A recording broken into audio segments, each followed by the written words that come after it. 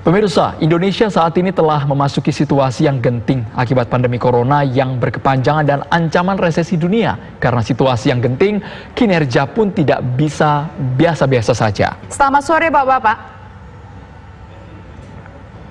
Selamat sore. Ya, pertama saya ingin ke Pak Kwi Kian Gi. Ya, Pak Kwi Kian Gi, ini ada dua isu yang menjadi headline kita, yaitu COVID-19 yang merupakan pandemi di dunia termasuk di Indonesia, dan juga ini berdampak terhadap perekonomian di Indonesia khususnya. Pak Kwi melihatnya ini seperti apa Pak Kwi? Akan separah apa dampaknya terhadap ekonomi kita di tengah resesi ini? Ya, cukup parah sebetulnya. Jadi sebelum ada pandemi corona, kita sudah lama memasuki resesi, dan itu sudah saya katakan dalam berbagai acara TV One. Oleh karena indikator-indikatornya seperti itu, akan tetapi dengan terkenanya kita seluruh dunia sebenarnya wabah corona, maka dengan sendirinya akan lebih parah. Jadi gambaran yang sederhana adalah seperti ini. Rakyat Indonesia menabung di dalam bank-bank. Bank-bank itu memberikan uang itu dipakai untuk memberi kredit kepada perusahaan. Dengan adanya pandemi, perusahaan itu ditutup, toko-toko ditutup, mal ditutup. Bagaimana mereka bisa membayar utangnya kepada bank? Sehingga dengan sendirinya rentetannya adalah bank akan mengalami kesulitan. Nah, kalau bank mengalami kesulitan, maka pemerintah sebaiknya jangan gugup, harus tenang dalam keadaan seperti ini. Yang saya sangat khawatir adalah dalam keadaan seperti ini, pemerintah atau Presiden Jokowi atau ya itu begitu gugupnya sampai dua instrumen penting dari Bank Indonesia dipotong, yaitu Bank Indonesia tidak boleh membeli obligasi yang dikeluarkan oleh pemerintah dalam primary market, harus secondary market. Mengapa? Itu adalah instrumen untuk melakukan apa yang dikatakan open market operation. Nah, kemudian yang kedua adalah dengan diizinkannya Bank Indonesia, dengan diizinkannya pemerintah menjual obligasinya pada primary market, dengan sendirinya kan Bank Indonesia harus membeli. Kalau Bank Indonesia tidak mempunyai uang, harus mencetak uang. Lah, ini konsekuensi dari pencetakan uang tidak bisa kita perkirakan. Nah, jadi Bank Indonesia itu mempunyai tiga instrumen. Yang satu adalah menaikkan atau menurunkan bunga. Yang kedua adalah menjual atau membeli surat-surat berharga dengan maksud menginjeksi uang atau mengerem uang yang ada di masyarakat. Yang ketiga adalah reserve requirement, yaitu bank-bank yang memberi kredit harus menempatkan uang sekian persen pada Bank Indonesia, Bank Sentral. Nah, ini sekarang kalau dua itu dilanggar, maka akan terjadi konflik antara Bank Indonesia dan Kementerian Keuangan. Sedangkan dua-duanya itu diatur oleh undang-undang. Maka yang sebaiknya harus ada kerjasama yang sangat erat antara Bank Indonesia dengan Menteri Keuangan. Itu pertama. Kedua yang ingin saya kemukakan, jangan terlampau risau, jangan terlampau panik. Oleh karena resesi, depresi, dan kemudian ekonomi boom kalau sedang bergairah, itu adalah hukum alam yang tidak bisa dihindarkan. Kita ekonomi, segala sesuatu ada batasnya, termasuk ekonomi. Jadi tidak bisa meningkat terus, pada suatu saat akan terjadi titik balik turun, dan pada suatu tingkat akan mencapai kembali lagi. Kalau kita masih ingat, krisis 1998 itu minus 13%. Akan tetapi dengan ketenangan cepat sekali kembalinya. Nah, lalu yang kedua yang sangat penting adalah kita harus mengenali struktur keuangan negara ini apa. Karena struktur keuangan negara itu ada dua macam.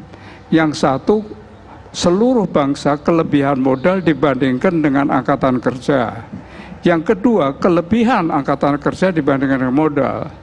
Negara-negara yang kelebihan angkatan kerja, kekurangan modal, tidak bisa berbuat banyak lain. Harus, kalau menurut buku-buku teks, menurut guru-guru besar saya dulu, mengatakan dalam kondisi seperti itu terpaksa kami harus menunggu dengan penuh penderitaan. Nah, dalam kondisi itu tenang saja, berbenah ke dalam. berbenah ke dalam supaya birokrasi dijiutkan, supaya korupsi betul-betul ditiadakan dan sebagainya. Sebaliknya, kalau pemerintah itu kelebihan uang dibandingkan dengan angkatan kerja, itu mudah. Contohnya juga sangat konkret. Pada saat ini Eropa Barat, oleh karena pemerintahnya mempunyai uang sebagai hasil tabungan yang sudah entah berapa puluh tahun, mungkin sudah 100 tahun, sehingga sekarang ini diberitahukan kepada para perusahaan yang terkena pandemi, mau tidak mau mesti rugi, itu dikatakan kerugian berapa Anda, kerugian Anda berapa, itu akan kami bayar semuanya. Sehingga dengan demikian tenang, tetapi toh resesi tidak bisa dihindarkan, nanti pulihnya akan lebih cepat. Ya.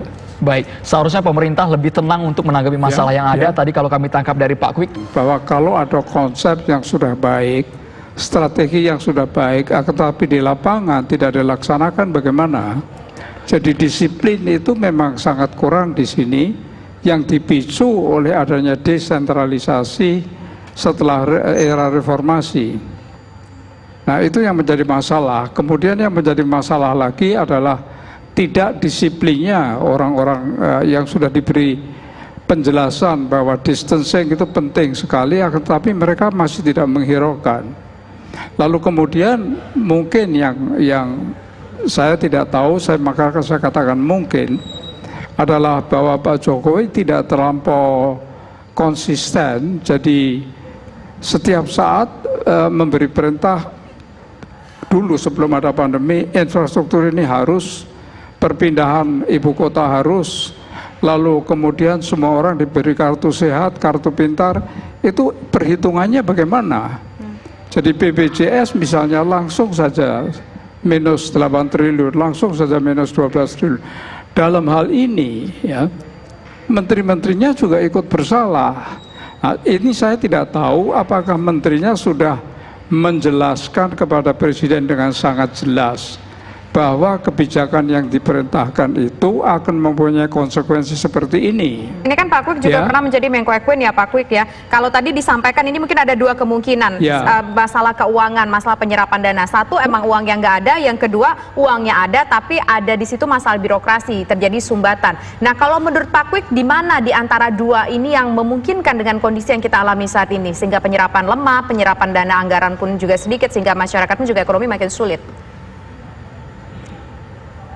Iya, kalau penyerapan anggaran yang lemah dari dulu, maka setiap anggaran kan mempunyai yang dikatakan SAL, sisa anggaran lebih. Nah, jadi birokrasi kita memang tidak efisien. Dan itu sudah sejak dulu sebelum Pak Jokowi menjadi presiden terus-menerus seperti itu. Nah, sebabnya juga sangat jelas. Coba kita hitung, birokrasi kita, PNS itu meningkat terus jumlahnya.